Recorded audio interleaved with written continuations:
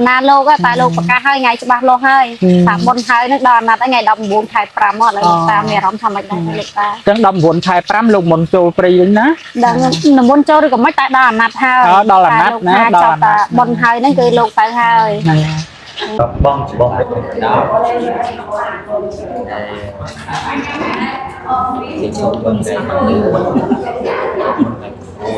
ไปลงยมาให้บอกดักเจ๊ต้เอาลงประสิทธิพูดแต่โชว์รวมหอยเกมเรียนสาธุได้ก็ชั่วทำไมมันสักที่กับตรงตัดบอลกับการะนั่นเองไอ้กวาดแฉะแผลด่าน้องกรุบไอ้กวาดแฉะแผลตาเจริญตาแต่ปองมันไม่เต้นลงเอาตาเป็นหน้าเชื่อตาเป็นเสียงแม่นั่นไงใจหัวเกณฑ์นะโอ้จะลูกตาบานเล็กบนให้โดนลูกตาเล็กบนบานให้เนาะเอาไปขายม้วนแบบไอ้สร้างไว้ทำบุญครับบุญบุญจบtrong vô spa nó sẽ thì pram đôi ong từ mình dùng chả mình vô đằng ngày đầy hoa vàng ok nụ trắng sẽ lên nó đặt tên hoàng má rồi giao lên tập theo hoàng má Việt chăm Việt xong hai mà chặt được cái nông thật đó chặt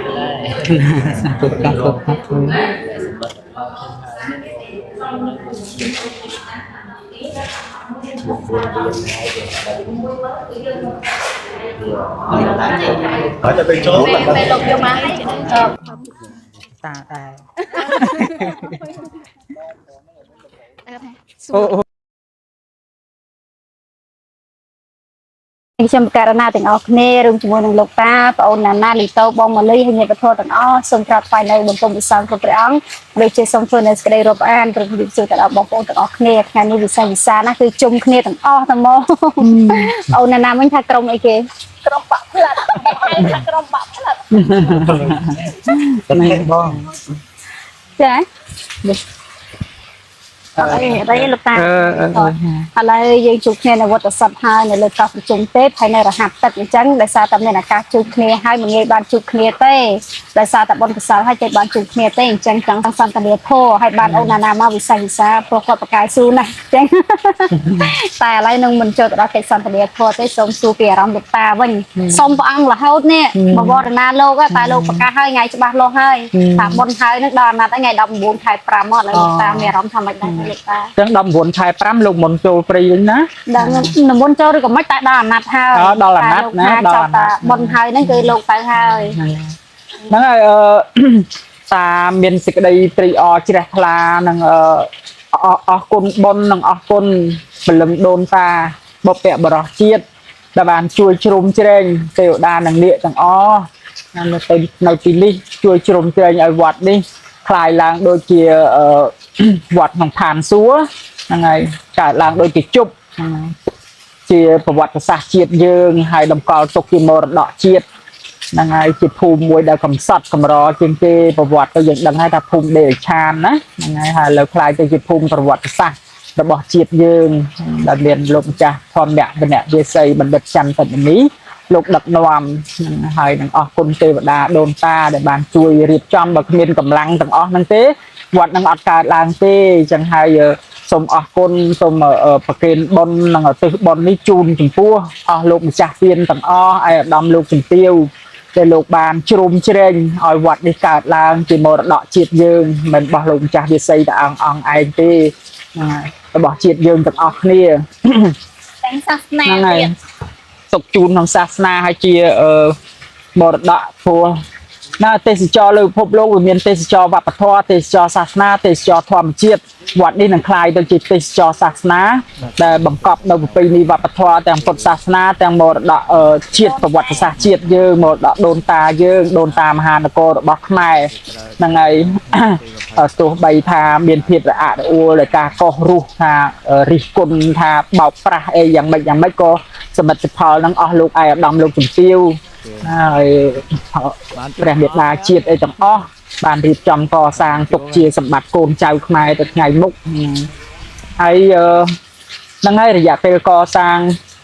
លោកបដិញ្ញាថាជួយកសាងវត្តនឹងរយៈពេល7ឆ្នាំដល់5ឆ្នាំហើយអត់ទាន់បានអីដែលកម្លាំងធំបំផុតគឺព្រះសច្ចមីចេតិយដែលឧទ្ទិសចំពោះព្រះសម្មាសម្ពុទ្ធព្រះសរីរកធាតុណាដល់អញ្ចឹងការតាំងចិត្តនេះមុតមមណាស់ទេវតាត្រូវតែចេញជួយគ្រប់ជ្រោះជ្រងប្រឡងជ្រលងដងអូការីបបតាណាទាំងអស់នឹងសច្ចាំងបងបត់អីទាំងអស់ចេញមកជួយព្រោះកិច្ចការហ្នឹងក្រោយពីកើតឡើងហ្នឹងគឺថាយើងឃើញហើយមិនកម្លាំងមនុស្សទេចៅកម្លាំងទេវតាសុទ្ធសាធដែលលោកជួយជ្រុំជ្រែងឲ្យអស់លោកអាយឧត្តមលោកជំទាវលោកស្រឡាញ់ខ្មែរមានស្មារតីស្នេហាជាតិជួយម្ដាយមួយជើងណាហ្នឹងឲ្យកើតឡើងអស្ចារ្យមែនទែនហ្នឹងចឹងគឺថាជាប្រពៃណីគឺថាពួកយើងទាំងអស់គ្នាសិតតែកូនចៅកំសត់កំរអ្នកកោះរំលើងឲ្យចេញរឿងនឹងឡើងព្រោះនិយាយដូចជាមានមោទនភាពតែវាជាការពិតណា5ឆ្នាំហើយមានណាស្គាល់លោកម្ចាស់តាស៊ីនំបញ្ចុកក្បែរនោះអត់ស្គាល់លោកទេចិត្តនឹងដែរហ្នឹងហើយគីដែរដល់ពេលយើងបានយកទៅផ្សព្វផ្សាយក្នុង YouTube យកអីទៅក៏បានផ្អើលបាក់ទឹកបាក់ដីផ្អើលពេញពិភពលោកមានបរទេសក៏មកសួរពីបញ្ហាជីវិតរស់នៅមានសេចក្តីសុខលើផែនដីលោកក៏ឆ្លើយបានយ៉ាងល្អបំផុតទៀតហ្នឹងអញ្ចឹងយើងដឹងទាំងអស់គ្នាហើយព្រោះសូម្បីតែអ្នកធ្វើការចិត្តដិតមួយតាក៏សួរមកតាថាអ្នកណាអ្នករៀបចំឲ្យធ្វើអញ្ចឹងអីចឹងហ្នឹងហើយតាមពិតគឺទេវតានឹងឯងដូនតាយើងហ្នឹងហើយរួមផ្សំនឹងការតស៊ូរបស់លោកបើលោកគ្មានការតស៊ូរបស់លោកផ្ទាល់ទេក៏អត់កើតរឿងហ្នឹងដែរក៏មិនមានសេណារីយ៉ូរៀបចំបង្កើតបទការអីផ្សេងៗអីគឺអត់មានទេហ្នឹងហើយដូចចៅមានប្រសាសន៍អញ្ចឹងគឺថាយើងសូមផ្ដាំក្នុងរលកធាតុអាកាសគឺថាសូមពោលសច្ចៈវាចាអត់មានអ្នកណារៀបចំទេមានណារៀបចំទេគឺមិនតែក្រុមយើងហ្នឹងក្រុមអ្នកដើរឆ្កឹះឆ្កៀលរកអ្នកបដិបត្តិធម៌ហ្នឹងហើយដល់ពេលលោកម្ចាស់លោកនិយាយមកព្រៃភ្នំដែលលោកធ្លាប់ចូលហ្នឹងតាធ្លាប់ជំនាន់ប៉ុលពតនៅដែរលោកនិយាយត្រូវយើងមានបំណងមកជួបលោកហ្នឹងដើម្បីសាកសួរផ្ទៀងផ្ទាត់មើលហើយបើលោកដើរត្រូវតាមពុទ្ធសាសនាយើងនឹងគ្រប់គ្រងជ្រងឡើងអញ្ចឹងហ្នឹងហើយអញ្ចឹងគឺសមត្ថភាពរបស់លោកទូលាយហ្នឹងហើយអាចមើលអមនុស្សអាចតាក់ទងអមនុស្សអាចដោះស្រាយសមាធិវិបស្សនាដែលមានបញ្ហាទៅមុខអត់រួចអីចឹងណាហើយយើងបានជាទីពឹងហ្នឹងហើយអញ្ចឹង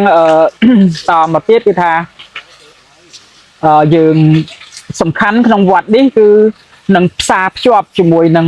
ប្រវត្តិសាស្ត្រជាច្រើនដូចមានតួអង្គព្រះបដិមាណាមានប្រវត្តិប្លែកគ្នាដូចព្រះអង្គគង់ឈរធ្វើដៃចេះហ្នឹងអត់មានក្នុងពុទ្ធសាសនាទេប៉ុន្តែជាប់តាក់ទងជាមួយនឹងតាំងពីសម័យអង្គរគឺថាឲ្យតែដៃនឹងជុលទល់គ្នាហើយព្រះបដិមាខ្លះហូរទឹកភ្នែកហ្នឹងគឺស្រុកទេសអត់ស្រួលហ្នឹងហើយអញ្ចឹងបើដៃនឹងរីកចម្រើនគឺដៃឃ្លាតពីគ្នាឆ្ងាយអញ្ចឹងណាហើយក៏មានបដិមាទាំងអស់sẽមានប្រវត្តិហើយយើងមើលកោះនេះគឺកោះគោកធ្លោកនេះ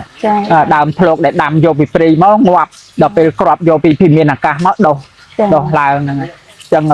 សមិទ្ធផលក្នុងវត្តនេះគឺសិតតែចម្លែកទាំងអស់សិតតែដូចជាអភិនិហាចៅហ្នឹងហើយស្ពានឈើដែលលោកធ្វើហ្នឹងឆ្លងរាប់លានអ្នកអត់ស្រោតអត់បាក់អីទេហ្នឹង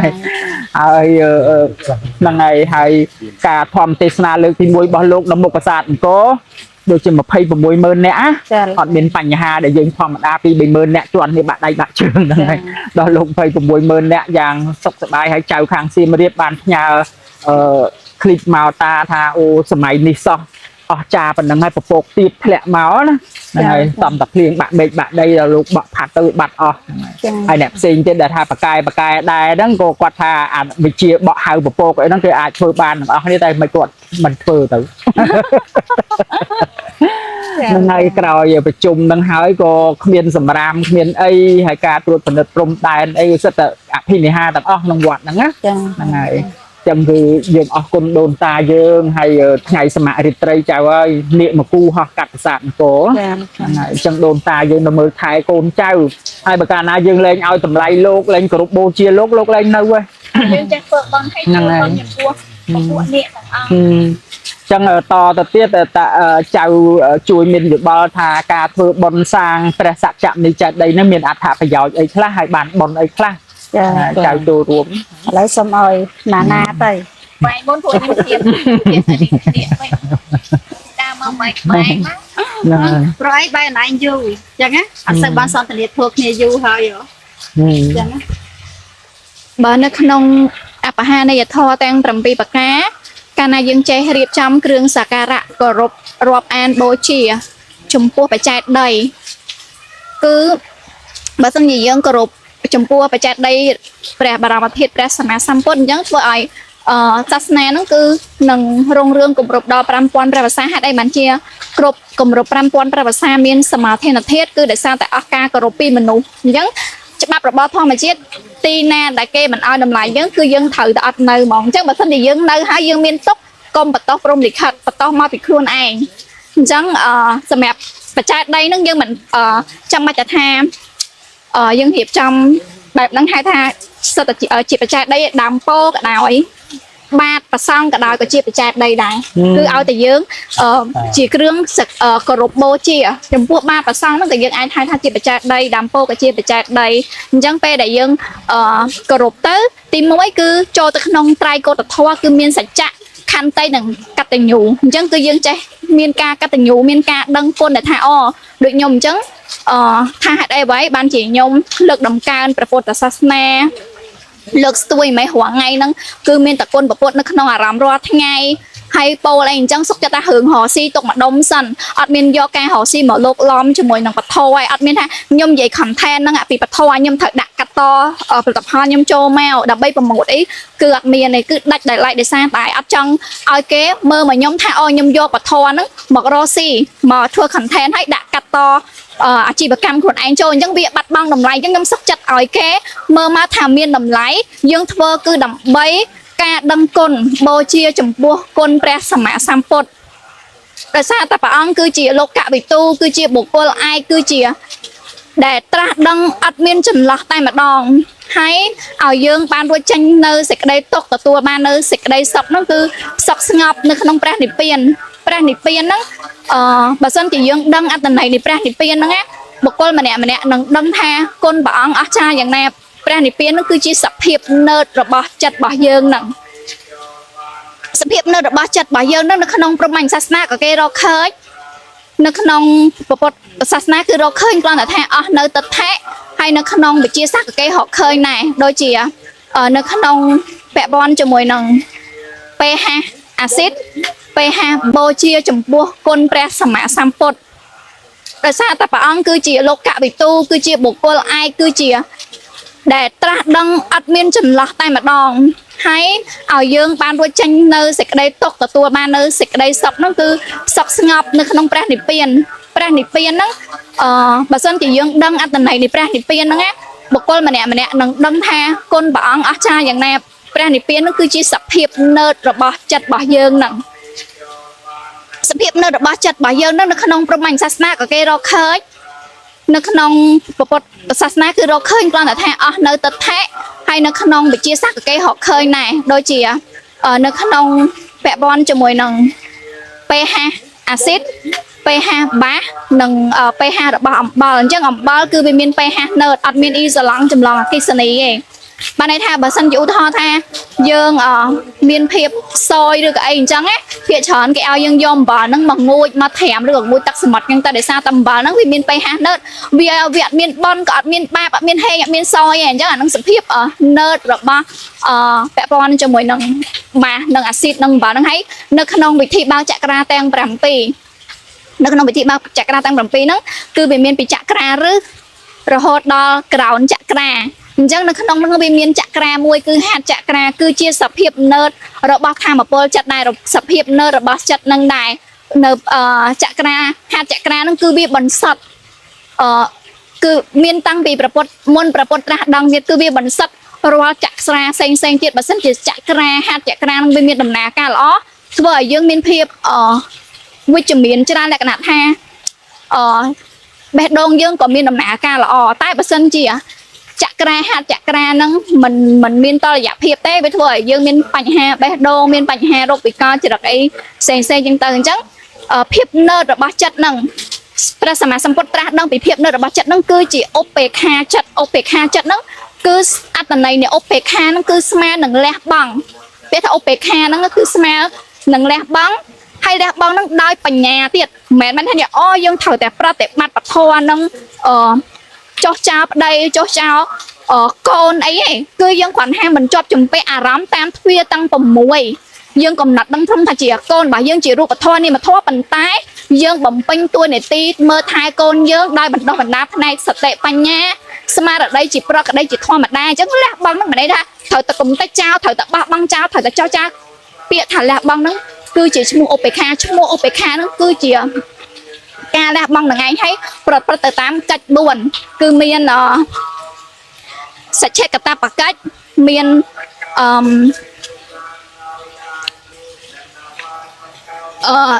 កន្លែងហ្នឹងខ្ញុំកត់ខ្ញុំណូតតតែខ្ញុំទៅមើលមួយមិនតែប្រព្រឹត្តតាមកិច្ច4ហើយគឺដោយបញ្ញាយើងធ្វើអីគឺដោយបញ្ញាអញ្ចឹងសភាពនៅរបស់ចិត្តរបស់យើងហ្នឹងព្រះសម្មាសម្ពុទ្ធត្រាស់ដឹងឃើញមកឲ្យយើងតាំងនៅលើបច្ចុប្បន្នកាលមិនគិតទៅលើអតីតកាលមិនទៅគិតទៅលើអនាគតទេគឺបច្ចុប្បន្នកាលគឺស្មើបើនៅក្នុងក្របអេឡិចត្រូនវិញវាមាន3វាមានប្រូតុងអេឡិចត្រូននិងណឺត្រុងអញ្ចឹងណឺត្រុងហ្នឹងវាអត់មានបូកក៏វាអត់មានវាអត់មានដកដែរសភាពណឺហ្នឹងវាថាដូចណឺដូច P57 ដូចជាភាពណឺអញ្ចឹងព្រះនិព្វានរបៀបថាអានេះខ្ញុំឧទាហរណ៍មិនមាននៅក្នុងការត្រាស់ដឹងរបស់ព្រះសម្មាសម្ពុទ្ធទេគាត់ខ្ញុំឧទាហរណ៍ឲ្យក្មេងចំនួនក្រោយហ្នឹងគាត់យល់ថាអ្វីទៅជាកាត់អញ្ចឹងឥឡូវបន្តយើងចាប់គ្រប់គ្រងគាត់បងម្ដងហ្នឹងម្ដងហើយអូខេអញ្ចឹងគាត់ថាដឹងថានៅពេលដែលយើងចេះមានឧបេក្ខាចិត្តដោយរៀនសូត្រតាមមាគ៌ារបស់ព្រះសម្មាសម្ពុទ្ធហ្នឹងយើងនឹងដឹងពីគុណព្រះពុទ្ធដ៏ក្រៃលែងហៀបរាប់គុណពុទ្ធ3ខែអត់ទាន់អស់ហើយនឹងកាត់បានបន្តសាធុអញ្ចឹងគឺថាវត្ថុតាងក្នុងដើម្បីវត្ថុតំណាងពុទ្ធសាសនាយើងហ្នឹងណាមានបត្រៃបេដកព្រះសរិរកធាតុព្រះសរិពោធិព្រឹក្សព្រះសន្ធុបច្ច័យដីនិងព្រះបដិមាយើងសម្រាប់ក្រោយឆដ្ឋសង្គីយាហ្នឹងហើយអញ្ចឹងវត្តណាក៏ត្រូវតែមានវត្ថុតាងនឹងដែរហើយអញ្ចឹងវត្តឧតាសុតនេះមានព្រះសក្យមុនីចេតិយតម្កល់ព្រះសរិរកធាតុព្រោះពេលប្រពុតមុនបរិនិព្វានព្រះអង្គផ្ដាំផ្ញើនឹងព្រះអិនហើយទេវតាណាហ្នឹងហើយឲ្យជួយមើលថែសាសនាអញ្ចឹងយើងដាក់តំណាងព្រះសរិរកធាតុគឺប្រធានរបស់ព្រះបរមគ្រូរបស់យើងហ្នឹងគឺទេវតាព្រះអិននឹងមកថែហើយដល់មើលថែទៅវាគង់វងអាទឹកដីហ្នឹងទៀតគង់វងអាទឹកដីហ្នឹងមានសេចក្តីសុខចម្រុងចម្រើនត្រជាក់ត្រជុំហ្នឹងហើយអញ្ចឹងទឹកដីនេះហាក់ជាទឹកដីទេពនិមិត្តទៅចៅហ្នឹងហើយជាកោះមួយដែលថតពីលើមកដោយវងលោកខែអញ្ចឹងណាអូនឈ្មោះអី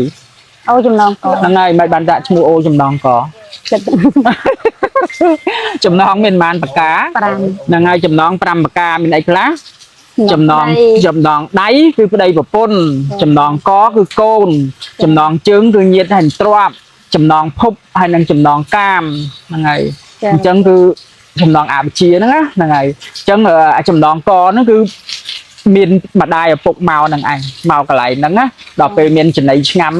ណាមានចំណៃឆ្ងាញ់គាត់នឹកឃើញដល់កូនណានឹកឃើញដល់កូនពួកម៉ែឪទាំងអស់ហើយតែឆ្ងាញ់នឹកឃើញកូនហើយចាំមកចាស់ហើយទុកនេះទុកប្រាក់ហ្នឹងហើយអញ្ចឹងថ្ងៃនេះក៏មានចៅហ្នឹងចៅប្រុសចៅស្រីបាន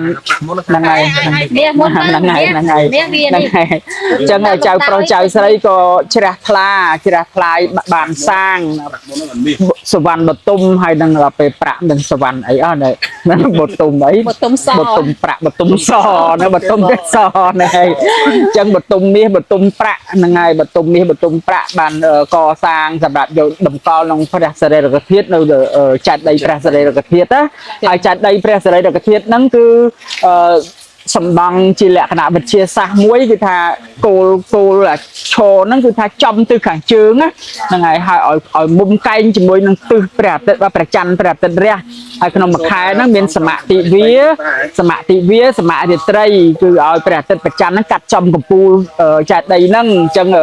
ក្រុមចៅហ្នឹងគឺថាដកកលៀនដាតក្រុមចាំមើលហើយមិនមែនចាំមើលអបអសាទរចាំមើលផ្ចាញ់ក៏មានណាអញ្ចឹងដោយសាររិទ្ធបរមីនឹងការតាំងចេតនារបស់ចៅធ្វើបតុមមាស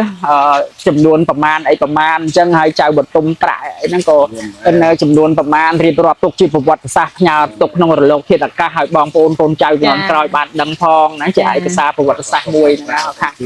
ប្រាក់មុនអញ្ចឹងនាងខ្ញុំហងមូលីបានធ្វើផ្កាប្រាក់ហ្នឹងឈុក ការឈុកប្រាក់ ការឈុកប្រាក់ចំនួន10កម្លាំង 10កម្លាំង ដាំពេជ្រ108គ្រាប់ ហ្នឹងហើយដាំពេជ្រគ្រាប់ពេជ្រ2លីហ្នឹង108គ្រាប់មិនបាត់ដាក់108ចៅ លេខតំណាងព្រះ អូតំណាងគុណព្រះពុទ្ធគុណព្រះព្រះសង្ឃ ព្រះសង្ឃចា 108គ្រាប់ ហើយដាក់នៅក្នុងកញ្ចក់ សម្គាល់ទុកថ្វាយព្រះបរមសារីរិកធាតុក្នុងចេតិយសក្យមីចេតិយនៅចាណោះទុកជាប្រវត្តិសាស្ត្រហ្នឹងហើយហើយបើបងប្អូនកូនចៅណាទៀតជ្រះថ្លាធ្វើអីធ្វើមកដាក់មាស1គីឡូ2គីឡូទាំងប៉ហ្នឹងហើយព្រោះអច្ឆរិយៈវត្ថុដែលមានតម្លៃកាន់តែខ្លាំងទេវតាថ្នាក់ខ្ពស់ហ្នឹងស្រឡាញ់រាប់អានណាស្រឡាញ់រាប់អានការបូជាគុណព្រះពុទ្ធធ្វើឲ្យយើងមាននៅដេកជា ពុទ្ធបូជាមហាដេជោធម្មបូជាមហាបញ្ញោសង្ឃបូជាមហាលាភោនឹងធនណាំងក៏បានដែរហ្នឹងហើយអត្តន័យរបស់វាពិចារណាខ្លួនឯងព្រោះយើងគៀកមកហើយចៅខាងមាសវិញ ខាងមាសម្ដងខាងមាស សាធុសូមអនុមោទនាគៀកមកដែរហ្នឹងហើយដោយសារតែខ្ញុំបាទមានសេចក្តីជ្រះថ្លានៅក្នុងគុណព្រះរតនត្រ័យគុណព្រះសម្មាសម្ពុទ្ធដែលមានចិត្តតាំងមមតម្កល់ហើយក៏បានគិតទុកជាយូរមកហើយនៅក្នុងការបូជានៅសវណ្ណបតុមការឈូកមាសដែលធ្វើអំពីមាសនេះដើម្បីតម្កល់ព្រះសារីរិកធាតុទុកនៅក្នុងរតនចេតិយដែលកំពុងតែសាងសង់ចិត្តហើយនេះលោកតាបាទហើយការបូជានៅការឈូកមាសចំពោះគុណព្រះរតនត្រ័យនេះគឺឧទ្ទិសចំពោះសាសនាឧទ្ទិសចំពោះគុណព្រះសម្មាសម្ពុទ្ធហើយអនិសង្ឃនៃការបូជាសវណ្ណបតុមនេះនៃការបូជាការឈូកមាសទៅនៅលើរតនចេតិយនេះគឺបានអនិសង្ឃមហាសាល